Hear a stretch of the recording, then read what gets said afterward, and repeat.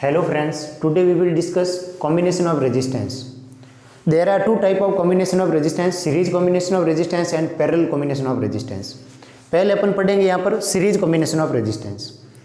Series combination में क्या होता है, जैसे यहाँ पर मैं एग्जांपल दे रहा हूँ, तीन रेजिस्टेंस लिए मैंने R1, R2, R3, तीनों को मैंने V वोल्ट की बैटरी के साथ कनेक्ट किया है, इसमें करंट I फ्लो हो रही है।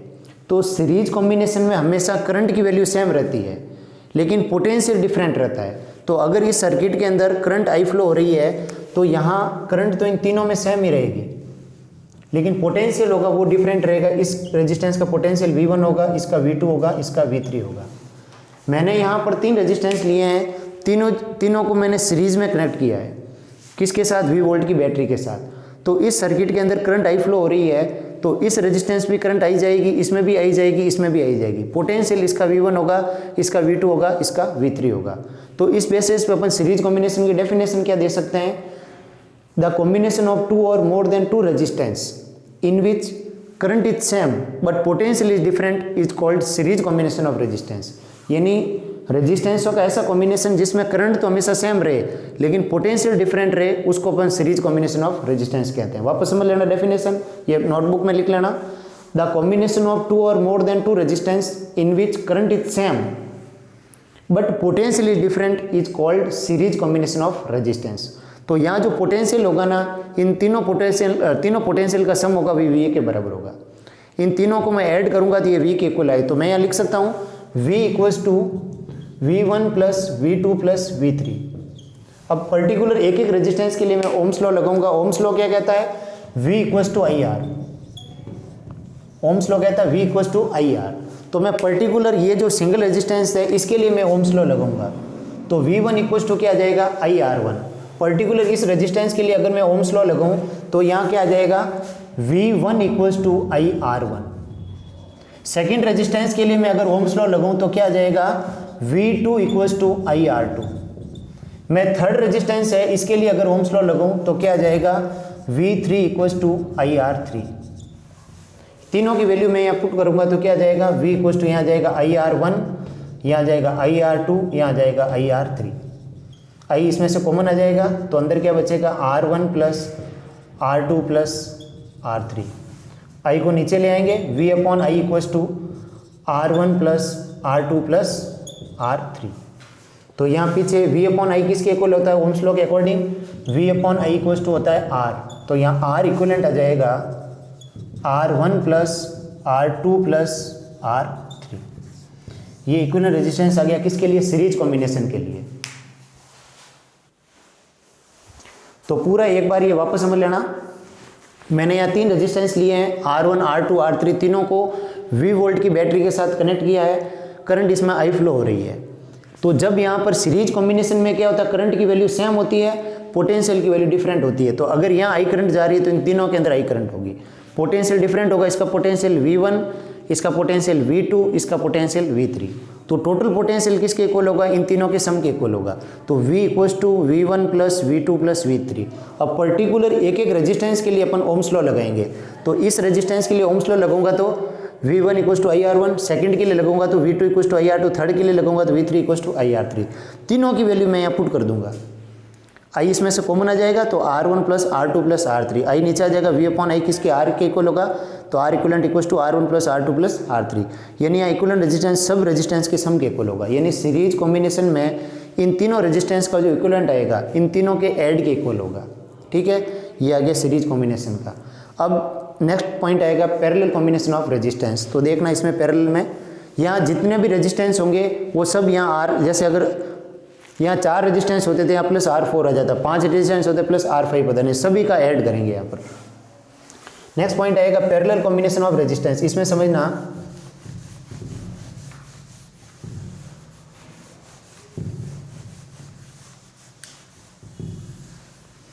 Parallel combination of resistance. इसमें देखना सभी रेजिस्टेंस पैरेलल में होंगे। मैं पहला रेजिस्टेंस ले रहा हूँ यहाँ R1, सेकंड है यहाँ पर R2, थर्ड रेजिस्टेंस है यहाँ पर R3। तीनों को मैंने V वोल्ट की बैटरी के साथ कनेक्ट किया है। यहाँ 3 रेजिस्टेंस लिए मैंने R1, R2 एंड R3। किसके साथ कनेक्ट किया इसको? V वोल्ट की बैटरी के साथ। इन तीनों रेजिस्टेंसों को मैंने V वोल्ट की बैटरी के साथ कनेक्ट किया है। तो पैरेलल कॉम्बिनेशन में क्या रहता है? वोल्टेज सेम रहेगा। ये अगर V वोल्ट, अगर ये 10 वोल्ट का है तो ये भी 10 वोल्ट होगा, ये भी 10 वोल्ट होगा, ये भी 10 वोल्ट होगा। अगर ये 100 वोल्ट का है तो ये भी 100 वोल्ट होगा, ये भी 100 वोल्ट होगा, ये भी 100 वोल्ट होगा। तो पैरेलल कॉम्बिनेशन में हमेशा क्या रहता है? वोल्टेज सेम रहता है। तो अगर यहाँ पर ये V वोल्ट है तो यहाँ पर ये भी, ये जो R3 रेजिस्टेंस इसका भी वोल्टेज V आएगा, इसका भी V आएगा, इसका भी V आएगा। करंट डिफरेंट होगी। इसकी जो करंट आएगी, यहाँ करंट आएगी I1, इसकी करंट आएगी I2, इसकी करंट आएगी I3। ठीक है, तो अब मैं इसकी डेफिनेशन क्या दूंगा यहाँ पैरेलल कॉम्बिनेशन ऑफ रेजिस्टेंस की। इसकी डेफिनेशन क्या देंगे? इसी पे बेस्ट पे देंगे। इसमें सेम क्या है? पोटेंशियल सेम है, करंट डिफरेंट है। तो इसमें डेफिनेशन में क्या लिखेंगे? द कॉम्बिनेशन ऑफ 2 और more then 2 resistance in which potential is same but current is different is called parallel combination of resistance. या ऐसे भी कह सकते हैं द कॉम्बिनेशन ऑफ 2 और more then 2 resistance in which voltage is same but current is different is called parallel combination of resistance। अब देखना यहाँ ये करंट है, टोटल करंट होगी वो इन सब के ऐड के इक्वल होगी। तो यहाँ मैं क्या लिख दूंगा? I equals to I1 plus I2 plus I3। अब पर्टिकुलर एक के लिए मैं ओम्स लॉ लगाऊंगा। तो ये जो पहला सर्किट है, पहला रेजिस्टेंस है, ये पहला रेजिस्टेंस है, इसके लिए मैं ओम्स लॉ लगाऊं तो V इक्वल्स टू IR से क्या आएगा? सबसे पहले रेजिस्टेंस के लिए V इक्वल्स टू IR वाला फॉर्मूला लगा रहा हूँ। यहाँ V equals to I1 R1, तो यहाँ से I1 क्या आ जाएगा? V upon R1। यहाँ से I2 क्या आ जाएगा? V upon R2। यहाँ से I3 क्या आ जाएगा? V upon R3। इन तीनों की वैल्यू इस फॉर्मूले में पुट कर देंगे। तो यहाँ क्या आ जाएगा? I इक्वल्स टू I1 क्या आ जाएगा?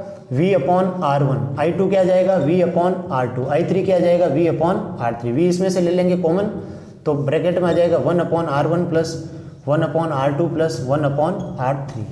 I अपॉन V आ जाएगा नीचे 1 upon R1 plus 1 upon R2 plus 1 upon R3। अब देखना यहाँ ये किसके इक्वल होगा? 1 अपॉन R इक्वलेंट। ये आ जाएगा 1 upon R1 plus 1 upon R2 plus 1 upon R3। ये इक्विवेलेंट रेजिस्टेंस आ गया किसके लिए? पैरेलल कॉम्बिनेशन के लिए। एक बार पूरा वापस समझ लेना। मैंने यहाँ पर 3 रेजिस्टेंस लिया R1, R2, R3, तीनों को पैरेलल में V वोल्ट की बैटरी के साथ कनेक्ट किया है। तो इनके अंदर पैरेलल कॉम्बिनेशन में क्या रहता है? वोल्टेज सेम होता है, करंट डिफरेंट होती है। तो यहाँ करंट I1, यहाँ I2, I3, यहाँ वोल्टेज V। अब पर्टिकुलर, अब यहाँ जो टोटल करंट होगी वो इन सब के ऐड के इक्वल होगी। तो I equals to I1 plus I2 plus I3। तो I1 की जगह क्या आ जाएगा? यहाँ देखना ओम्स लॉ के अकॉर्डिंग पर्टिकुलर एक एक रेजिस्टेंस के लिए मैं ओम्स लॉ लगाऊंगा। तो पहले रेजिस्टेंस के लिए ओम्स लॉ लगाएं V इक्वल्स टू IR से। तो यहाँ वोल्टेज है V, करंट है I1, रेजिस्टेंस है R1, तो V equals to I1 R1। फिर I1 किसके इक्वल हो जाएगा? V अपॉन R1 के equal. I2 V upon R2, I3 V upon R3। अब I1, I2, I3 की जगह मैं as it is value put कर दूंगा। फिर यहाँ से क्या आएगा? V कॉमन आ जाएगा 1 upon R1 plus 1 upon R2 plus 1 upon R3। V आ जाएगा नीचे, तो 1 upon R1 plus 1 upon R2 plus 1 upon R3। तो I upon V 1 upon R equivalent के इक्वल होता है। तो 1 upon R equivalent equals to 1 upon R1 plus 1 upon R2 plus 1 upon R3। ये फॉर्मूला आ गया किसका? पैरेलल कॉम्बिनेशन का। अब इन दोनों पर बेस्ड न्यूमेरिकल समझना।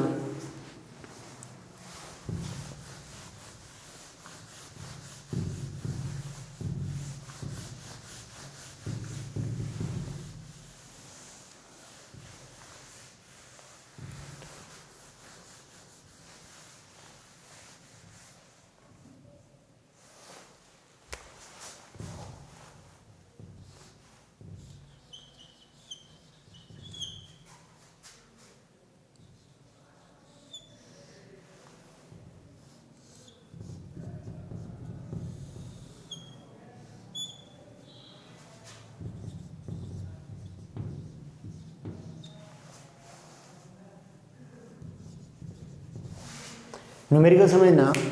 यहाँ 3 रेजिस्टेंस दे रखे हैं 2 ओम, 4 ओम, 6 ओम के। इन तीनों को मैंने 24 वोल्ट की बैटरी के साथ कनेक्ट किया सीरीज में।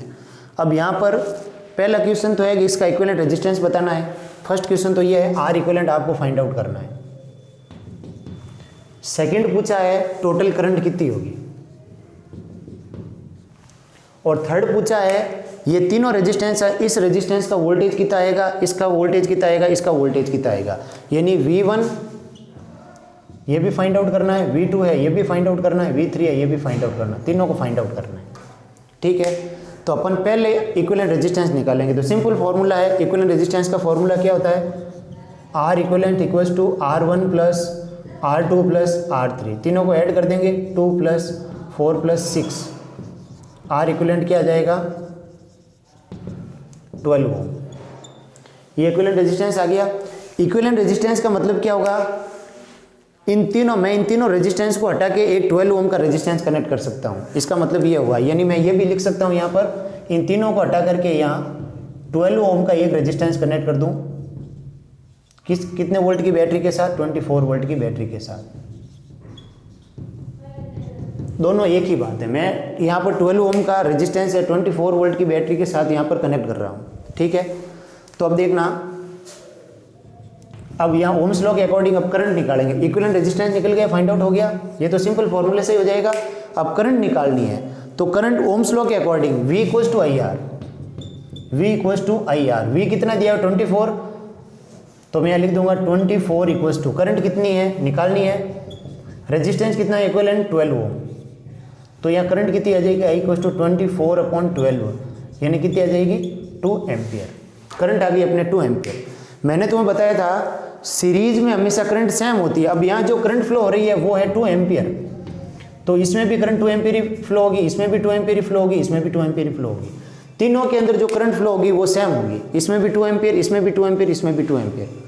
अब मुझे वोल्टेज निकालना है, तो मैं पर्टिकुलर इसके लिए ओम्स लॉ लगाऊंगा, पर्टिकुलर इसके लिए ओम्स लॉ लगाऊंगा, पर्टिकुलर इसके लिए ओम्स लॉ लगाऊंगा। ठीक है, तो मैं पहला रेजिस्टेंस है इसके लिए अगर ओम्स लॉ लगाऊं तो क्या आ जाएगा, यहाँ ओम्स लॉ के अकॉर्डिंग पहले रेजिस्टेंस के लिए V1 इक्वल्स टू IR1। ठीक है, तो यहाँ V1 फाइंड आउट करना है, करंट कितनी है 2 इंटू रेजिस्टेंस कितना 2, तो V1 कितना आ जाएगा 4 वोल्ट। तो ये जो रेजिस्टेंस इसका वोल्टेज कितना आ गया 4 वोल्ट। सेकेंड के लिए मैं ओम्स लॉ लगाऊं तो V2 इक्वल्स टू IR2, तो V2 इक्वल्स टू I कितनी है 2 इंटू 4, रेजिस्टेंस है 4 ओम, तो V2 इक्वल्स टू हो जाएगा 8 वोल्ट। तो इसका रेजिस्टेंस कितना आ गया आपके 8 वोल्ट।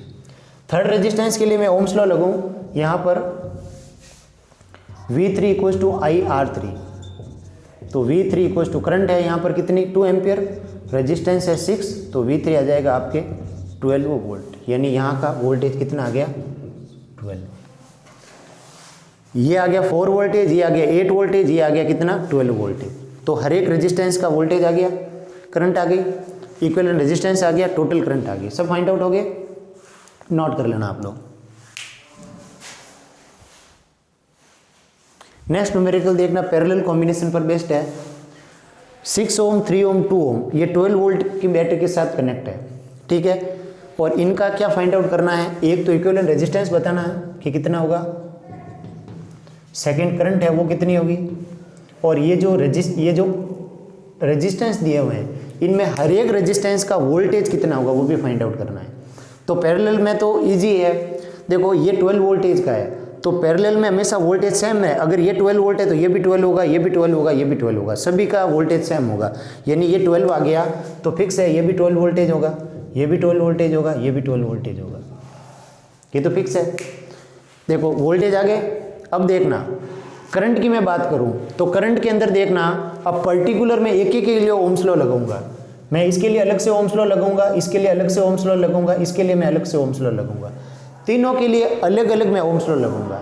तो देखना फर्स्ट के लिए ओम्स लॉ के अकॉर्डिंग देखना V इक्वल्स टू IR होता है, V इक्वल्स टू IR, तो I इक्वल्स टू क्या होगा V अपॉन R, तो मैं पहले के लिए क्या लिख दूंगा I equals to I1 equals to V upon R1। Ohm's law के according V equals to IR होता है, I1 equals to V upon R1। तो यहाँ देखना I1 इक्वल्स टू V कितना है 12 वोल्टेज, इसके लिए देखना V कितना आ रहा है यहाँ 12 अपॉन रेजिस्टेंस कितना 6, तो करंट कितनी आ जाएगी I1 equals to 2 ampere. Same यही फॉर्मूला मैं सेकंड के लिए लगूँ, I2 इक्वल्स टू इसके लिए क्या आ जाएगा I2 equals to V upon R2, तो I2 इक्वल्स टू V कितना है 12 अपॉन R कितना है यहाँ पर 3, तो I2 कितनी आ गई 4 एम्पियर। थर्ड के लिए अगर मैं फॉर्मूला लगाऊँ इसके लिए I3 equals to V upon R3, तो क्या आ जाएगा I3 इक्वल्स टू V है 12, R कितना रेजिस्टेंस कितना है 2, तो I3 कितने आ गई 6 एम्पियर। तीनों आ गई I1 I2 एंड I3, तीनों की वैल्यू आ गई। देखो पहले अपन को देखो पैरेलल में तो न्यूमेरिकल और भी इजी होता है। देखो ये 12 वोल्टेज है तो इन सब का वोल्टेज 12 होगा। फिर तुम्हें क्या करना है, इनके लिए अलग से ओम्स लॉ लगाएंगे, इनके लिए अलग से ओम्स लॉ लगेंगे, इनके लिए अलग से ओम्स लॉ लगेंगे। तो मैं फर्स्ट के लिए अगर ओम्स लॉ की बात करूं तो Ohm's law V equals to IR के according I1 equals to V upon R1 होगा। V कितना दिया हुआ 12, R1 कितना दिया हुआ 6, तो I1 कितनी हो जाएगी 2 एम्पियर। ठीक है, यानी यहाँ जो करंट फ्लो होगी वो 2 एम्पियर की होगी। सेकंड के लिए अलग से ओम्स लॉ लगाऊंगा I2 equals to V upon R2। देखो V है 12, R है 3, 12 अपॉन 3 कितना आ गया 4 एम्पियर, तो यहाँ आ जाएगी करंट कितनी 4 एम्पियर। थर्ड के लिए अगर देखूँ I equals to V upon R से, तो देखो V कितना 12, R कितना 2, तो करंट कितनी आ गई 6 एम्पियर। इस प्रकार इन सभी के वोल्टेज आ गए, करंट आ गई। अब टोटल करंट की अगर बात करूं, अब मुझे एक क्वेश्चन ये भी पूछा था इक्विवेलेंट रेजिस्टेंस और करंट का। तो देखो पैरेलल कॉम्बिनेशन के लिए इक्विवेलेंट रेजिस्टेंस का फॉर्मूला मैंने तुम्हें क्या बताया था, 1 upon R equivalent equals to 1 upon R1 plus 1 upon R2 plus 1 upon R3। तो देखना 1 upon R equivalent equals to 1 upon R1 कितना है 6, R2 कितना है 3 और R4 कितना है यहाँ पर 2। तो इनका एलसीएम लेंगे कितना आ जाएगा 6 का इसमें डिवाइड होगा 1, यहाँ आ जाएगा 2, यहाँ आ जाएगा 3, 6 अपॉन 6, तो 1 अपॉन R इक्विवेलेंट कितना आ जाएगा यहाँ पर आपके 1 ओम, यानी R इक्विवेलेंट आ गया कितना 1 ओम। इक्विवेलेंट रेजिस्टेंस कितना आ गया 1 ओम। अब अपन को टोटल करंट निकालनी है, तो टोटल करंट का फॉर्मूला ओम्स लॉ लगाएंगे यहाँ V इक्वल्स टू IR, तो I इक्वल्स टू यहाँ आ जाएगा V अपॉन R। तो देखो यहाँ पर वोल्टेज कितना है 12 वोल्टेज की बैटरी है, तो मैं लिख दूंगा 12 अपॉन रेजिस्टेंस कितना है इक्विवेलेंट अपन ने 1, तो यहाँ करंट कितनी आ गई 12 एम्पियर। टोटल करंट कितनी आ गई 12 एम्पियर। ठीक है, अगर तुम सभी करंट को ऐड करोगे तो भी वही आएगा। देखो यहाँ पर 6 एम्पियर है, यहाँ देखो ये 6 है, ये 4 है, 2 है, तो इनका टोटल कितना 12, तो ये 12 एम्पियर अपने करंट आई है। करंट कितनी आई अपने 12 एम्पियर। तो ये न्यूमेरिकल हो गया आपके पैरेलल कॉम्बिनेशन का।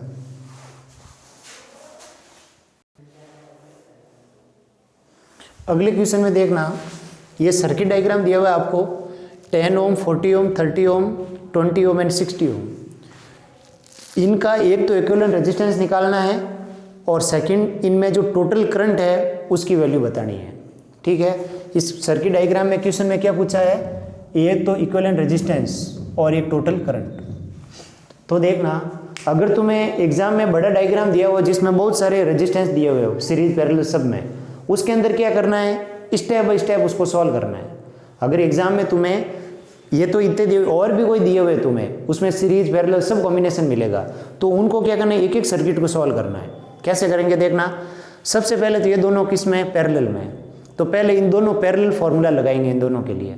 तो मैं इन दोनों के लिए अगर पैरेलल वाला फार्मूला लगाऊं तो वो क्या होता है 1 अपॉन R इक्विवेलेंट, तो मैं यहाँ लिख रहा हूँ R dash equivalent equals to 1 upon R1 plus 1 upon R2। दो ही रेजिस्टेंस है यहाँ पे, तो दो ही लगेंगे, 3 होते तो 3 लिखते, लेकिन यहाँ पे तो पैरेलल में कितने हैं, 2 ही है, तो 1 upon R1 plus 1 upon R2। तो इसका फॉर्मूला क्या आ जाएगा आंसर में देखना, 1 upon R equivalent equals to 1 upon 10 plus 1 upon 40।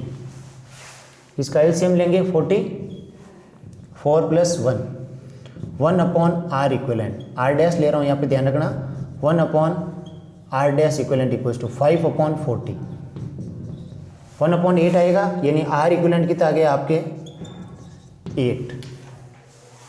पहले देखो कितना भी सर्किट घुमा फिरा के दे रहे हो, तुम्हें एक एक को सॉल्व करना है। मैंने इस डायग्राम में देखा यहाँ 2 है पैरेलल में, तो दोनों पैरेलल के लिए पैरेलल वाला फॉर्मूला लगाया यहाँ पर 1 upon R1 plus 1 upon R2। फॉर्मूले में 1 अपॉन R1 की जगह यहाँ 10 रखा है, यहाँ 40 रखा है, इसको सॉल्यूशन के द्वारा कितना आया 8 ओम आया। अब मैं क्या करूँगा, इन दोनों को हटा के 8 ओम का रेजिस्टेंस बना देता हूँ। सर्किट डायग्राम में मैं क्या चेंजेस करूँगा, यहाँ पर 8 ओम का रेजिस्टेंस बना दिया मैंने, इसको हटा के इन दोनों को हटा दिया और एक 8 ओम का लगा दिया। अब मैं क्या करूँगा, ये जो 3 रेजिस्टेंस तुम्हें पैरेलल में दे रखे हैं, इन तीनों के लिए अलग से एक पैरेलल वाला और फॉर्मूला लगाऊंगा। तो क्या लिखूंगा मैं यहाँ पर 1 अपॉन R इक्विवेलेंट, यहाँ डबल डैश लिख रहा हूँ, ये बराबर 1/R1 plus 1/R2 plus 1/R3।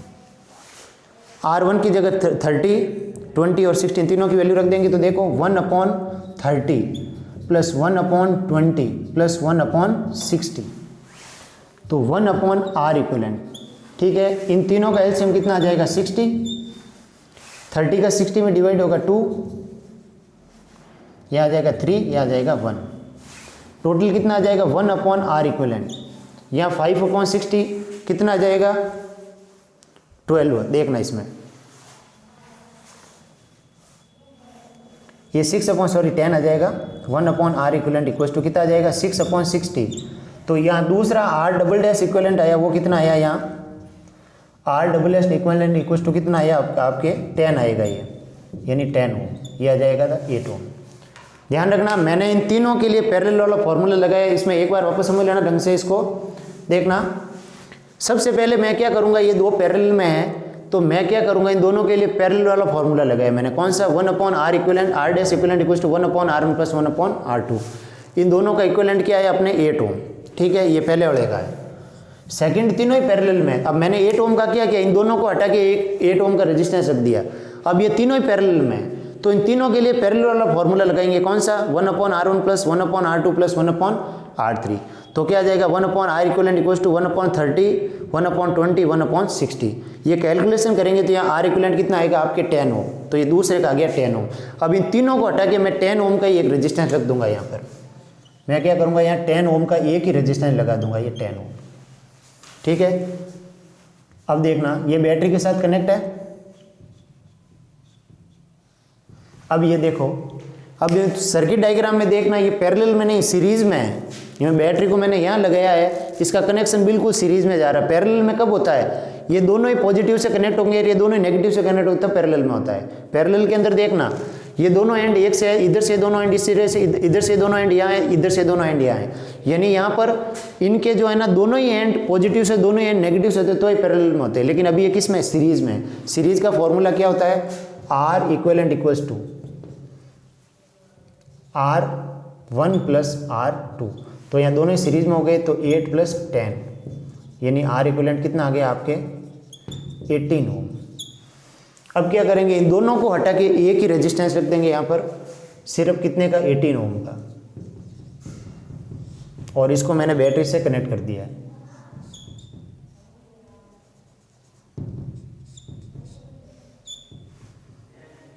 कितने वोल्ट की बैटरी से कनेक्ट था ये, 12 वोल्ट की। अब इसके लिए करंट का फॉर्मूला लगाएंगे, I इक्वल्स टू V/R।